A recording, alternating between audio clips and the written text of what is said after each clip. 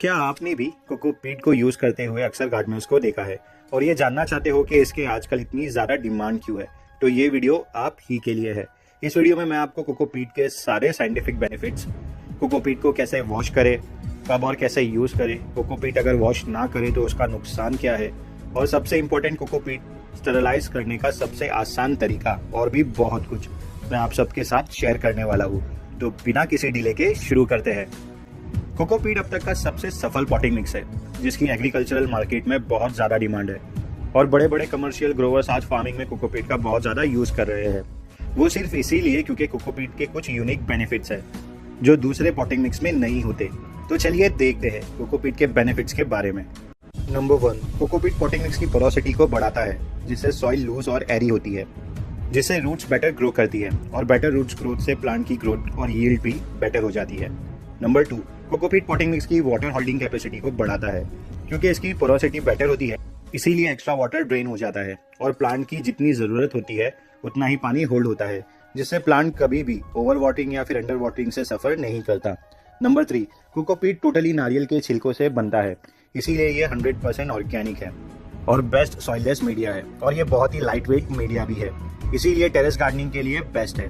Number 4, cocopeat में nutrition बड़ी आसानी से अब्सॉर्ब होते हैं और उनके आयन एक्सचेंज भी बहुत इजीली होते हैं, जिससे प्लांट अपनी जरूरत के अनुसार सारे न्यूट्रिएंट्स बड़ी आसानी से लेते रहते हैं। नंबर 5, कोकोपीट पीएच में न्यूट्रल और हर बार फिर से इस्तेमाल किया जा सकता है, जबकि पीट मॉस या अदर सॉइललेस पॉटिंग मिक्स में ये खूबियां नहीं होती।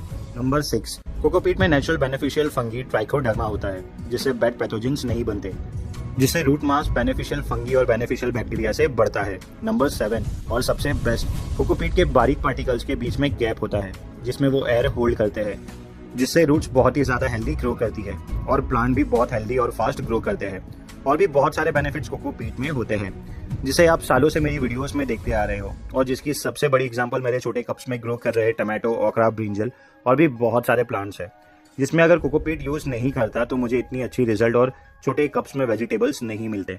अब बात करते हैं कोकोपीट को बनाए कैसे।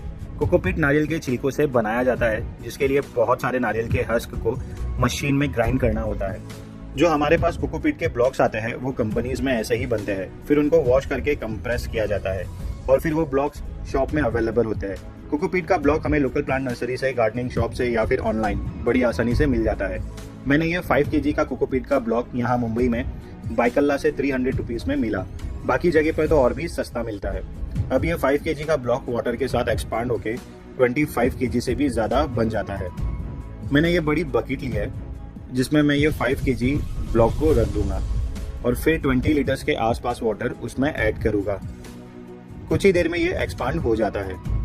अब मैं इसे बोरी में भर दूंगा। बोरी में भरने के बाद मैं चाहूँ तो इसे ऐसे ही यूज कर सकता हूँ, लेकिन आजकल कोकोपीट के ब्लॉक्स में बहुत सारी समंदर की रेत आती है जिससे इनका वेट बढ़ जाता है और ये रेत इसी वजह से भी आती है कि मोस्टली कोकोपीट ब्लॉक समंदर के किनारे ही बनते हैं जहाँ कोकोनट के बहुत ज्यादा ट्रीज होते हैं।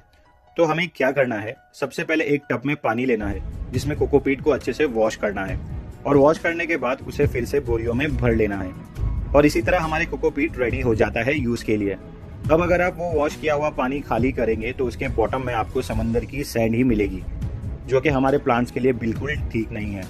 अब देखते हैं कोकोपीट को स्टरलाइज करने का मेथड। कोकोपीट में जब सीड्स लगाते हैं तो कुछ सीड्स में डंपिंग ऑफ की प्रॉब्लम आती है, जिससे बचने के लिए हमें कोकोपीट को स्टरलाइज करना होता है, जिसके लिए बहुत ही सिंपल मेथड को फॉलो करना है। हमें एक बकेट में गर्म पानी लेना है जैसा मैंने लिया है मेरे बाथ शावर से, जहाँ हीटर लगा है और हॉट वाटर आता है। फिर हमें इसमें कोकोपीट को ऐड करना है और कुछ देर के लिए किसी स्टिक से अच्छे से मिक्स करना है, जिससे ये अच्छे से स्टेरलाइज हो जाता है। फिर कुछ देर के बाद कोकोपीट निकाल लेना है और फाइनली हमारा कोकोपीट परफेक्टली रेडी है यूज के लिए। इसके अलावा एक और बफरिंग का मेथड है जो हमें कैल्शियम नाइट्रेट से करना होता है, लेकिन अगर आप भी ऑर्गेनिक गार्डनिंग का शौक रखते हो तो मैं आपको बफरिंग करने को नहीं कहूंगा, और अगर फिर भी आप इसके बारे में जानना चाहते हो तो मुझे कमेंट कर देना, मैं वो मेथड पे भी वीडियो अपलोड कर दूंगा।